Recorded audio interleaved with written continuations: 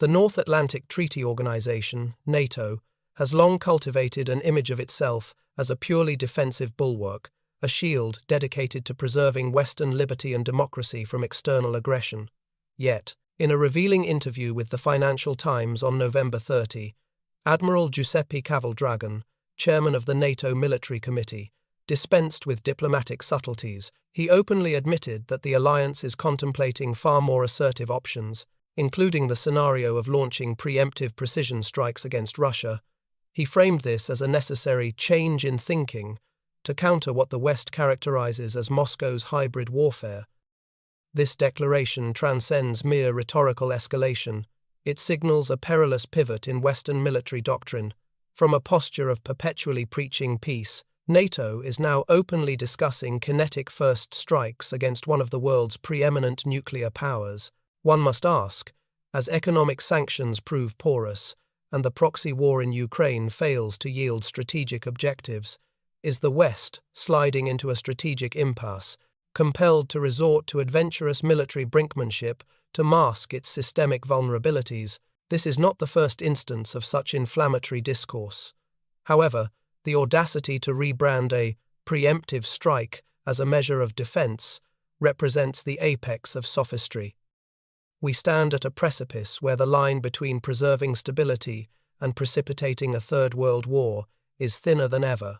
It is imperative to deconstruct this narrative, to discern how it is being engineered, and to identify who, in reality, is threatening whom. To rationalize the doctrine of a preemptive strike, NATO and Western officials relentlessly invoke the specter of a Russian threat and hybrid warfare. They indict Moscow for alleged cyber offensives, GPS jamming operations, and airspace violations over the Baltic states.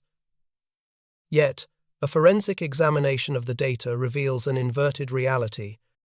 It is Russia that finds itself the primary target of warfare in both the cyber domain and the information space. Data from the cybersecurity firm, RITS Security, indicates a staggering 46% surge in cyber attacks targeting the Russian Federation this year alone. A prime case study is the July breach of the database of Aeroflot, Russia's flag carrier. The perpetrators were not rogue actors, but two hacktivist groups that openly pledge allegiance to Ukraine and receive Western technological backing. While Western capitals lament that Russia is compromising their systems, Politico Ural exposes a stark truth. NATO governments are actively formulating coordinated offensive cyber operations against Moscow. Latvian Foreign Minister Baiba Bražē has even exhorted NATO to cultivate proactive cyber strike capabilities rather than maintaining a purely defensive posture. To put it bluntly, the West is operationalizing the very tactics it accuses Russia of employing, then casting itself as the victim to legitimize military escalation. The collective attribution of hybrid aggression to Russia serves essentially as a pretext for NATO to inflate defense outlays, tighten domestic surveillance, and condition public opinion for kinetic escalation. When the populace is fed a steady diet of imagery depicting a perpetually aggressive Russia, they become more amenable to high-risk military decisions made by their leadership. It is within this context that the concept of a preemptive strike is being weaponized politically. Analyzed through a military lens, a preemptive strike is an action taken to neutralize an adversary's offensive capacity before it can be unleashed. Theoretically, it is justified as proactive defense. However, applying this doctrine to Russia, a nation possessing the world's largest nuclear arsenal, is a geopolitical absurdity bordering on delusion. If neutralizing Russia were as simple as the hawkish headlines suggest, Washington would have executed such a plan long ago rather than waiting until now. For decades, Russia's nuclear deterrent has remained the sole variable restraining the U.S. and NATO from crossing the red line. They understand implicitly that a preemptive missile strike on Russian soil would not result in a clean finish, but rather the commencement of their own annihilation. Russia's nuclear doctrine explicitly codifies the right to retaliate with weapons of mass destruction should the state's existential survival be threatened. Why, then, is Admiral Cavaldragan so vocal at this juncture? Two primary drivers are evident. First, this is a psychological operation designed to obfuscate tactical failures on the ground in Ukraine, Multi-billion-dollar aid packages have failed to stem the Russian army's advance.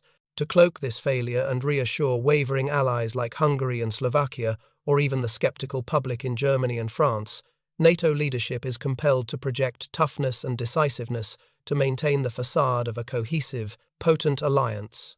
Second, it reveals a parasitic reliance on American power. Many European officials habitually issue bold proclamations, operating under the assumption that in a worst-case scenario, the U.S. cavalry will arrive.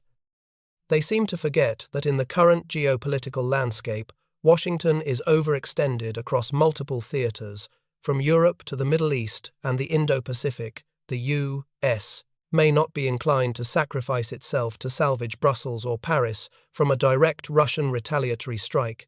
Russian ambassador to Belgium, Denis Gonchar, incisively noted the core issue. NATO is engineering a widespread militarization of Europe under the guise of defense against a phantom Russian invasion plan. President Vladimir Putin has repeatedly affirmed that Russia holds no intention of attacking NATO member states, possessing no military, political, or economic incentive to do so. Russia's actions are strictly calibrated to safeguard national security against NATO's inexorable eastward encroachment. Cartographic evidence reinforces this assessment. Following the Cold War, NATO pledged not to advance 1 inch eastward. In reality, it has successively absorbed Poland, the Baltic states, and recently Finland and Sweden, positioning military bases and missile systems directly on Russia's doorstep. When Russia responds by fortifying its western frontier, NATO immediately brands it as aggressive behavior. Western logic can be summarized thus: I have the right to place a gun at your front door, but if you lock your door and hold a stick for defense, you are the aggressor.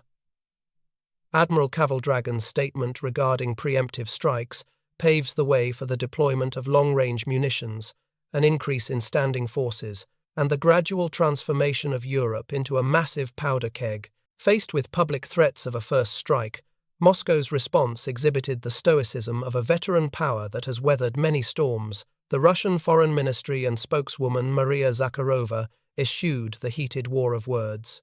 Instead, they issued cold, concise warnings, characterizing the admiral's statements as inappropriate, irresponsible, and antithetical to diplomatic endeavors.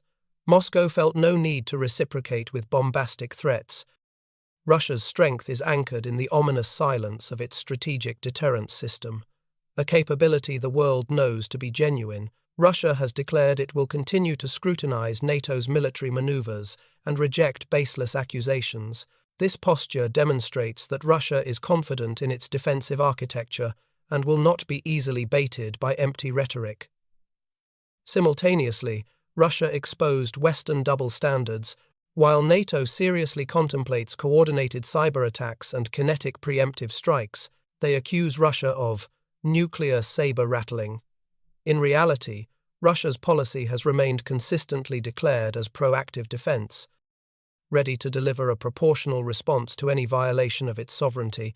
NATO bureaucrats in air-conditioned Brussels offices may find it easy to discuss war and preemptive strikes, as they are not the ones deployed to the trenches. But should these threats transition into action, the price will be paid by the peace of the entire European continent.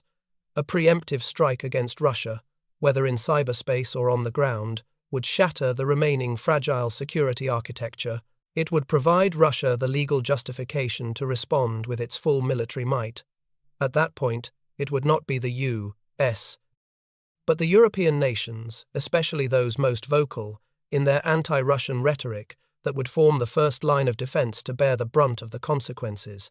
NATO's current belligerence, upon closer inspection, is a mask for weakness. They cannot defeat Russia on the economic chessboard, nor can they isolate Russia on the international stage as blocs like BRICS gain momentum. Thus, they resort to the final tool in their arsenal, the threat of violence. History stands as a testament that no power threatening Russia has met a favorable end. Those who dream of preemptively striking or subjugating Russia ultimately pay a heavy toll, often on their own soil. In sum, the NATO Military Committee Chairman's contemplation of a preemptive strike against Russia is a reckless gambit, reflecting the deadlock and strategic myopia of Western leaders. Instead of pursuing dialogue and constructing a sustainable security architecture for Europe, they have chosen to pour fuel on the fire, holding the safety of hundreds of millions hostage to geopolitical calculations. Russia has demonstrated it is not an aggressor, but absolutely not a nation that will be coerced. Moscow's patience has limits, and NATO's loud threats will not shake the will of a nation forged in the fires of war. In your view, are these calculations of preemptive strikes bringing Europe closer to security or closer to the brink of a new catastrophic war?